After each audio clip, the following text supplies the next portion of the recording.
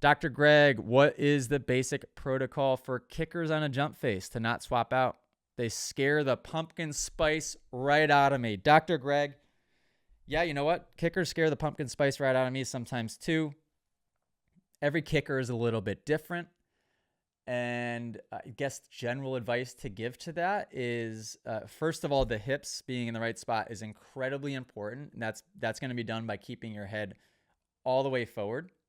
I think the normal reaction to somebody seeing a kicker is, oh crap, and extending their arms and leaning back, which not only puts your weight in the wrong spot on the bike, but it also puts your hips into the wrong spot, which then will make you a passenger with whichever way that bike's going to get kicked. So keeping the head super far forward to keep your hips, anterior pelvic tilt is what you want.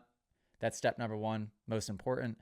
And then in a lot of situations, you need to read the characteristics of the kicker. Sometimes you need to be able to get the tires into the ground and get the traction and get the bite after the kicker. So sometimes you might need to do a quick like blip of the clutch, blip of the throttle, and a little preload after it. Because like, let's say there's one 3/4 of the way up the takeoff. But yet you can still use that last little bit of the takeoff. You can get in that pocket right after it and do a mini little preload.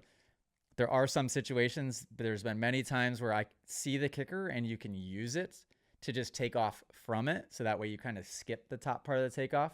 That's usually done with a preload as well.